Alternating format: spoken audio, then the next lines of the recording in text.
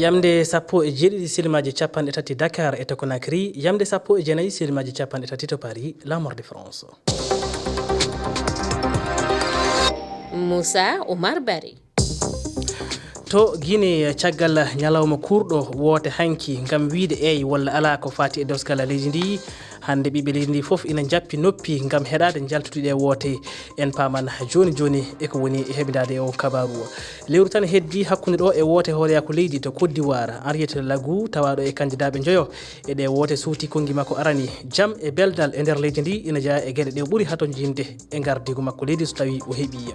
hooreɓe leyɗe kewɗe jeehi ngam tawtorede jonde capanɗe jeeɗiɓire fedde gota ko windere toon to Amérique France e gerdogol Emmanuel Macron no hani heɓtinde laamu Palestine ngal pellital tawtan leyɗe kewɗe e nder adunaru ndu ƴettude hono maggal Ballon d'Or hitande ujunnaje 2025 hol jogorɗo lomtade Rodri mo leydi Espagne cakitiɗo nawde oɗo Ballon d'Or jaabol ngol koɗo e waktuji paaɗi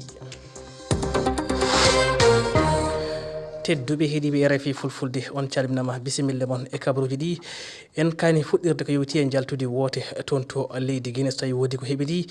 kono noon heeɓe kollita wonde Mamadou Diongasi Ba heeɓidaki ma en gartu e ɗin ɗon kabaruji ko fodde balɗe nogas e tati tan keddi gam jeetate piccal jeeɗiɗi iwari naaɓe naata e nder cuuɗi gotirɗi gam suɓade hooreji mabɓe leydi kesso e nder candidat ɓe joyo tawaɓe e ɗe woote no hen jagorɗo kiɗɗo tabinoɗo ko fati e gueɗe sukaɓe e rewɓe hono Henriette Lagou e nder ñalawma o suuti kongi makko tawi ko ngol woni lawol aranol ko homo ƴetta konngol gila lefol makko jaɓa e yesso suudu sariya leydi ndi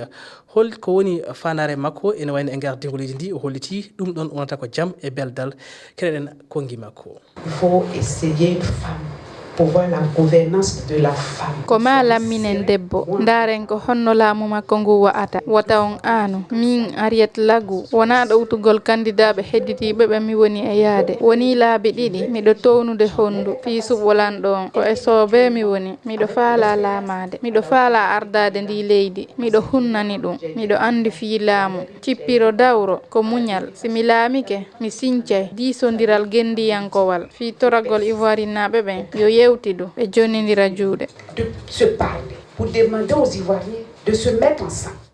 Henriette Lagou e fandu ala Abdoul Aziz Diallo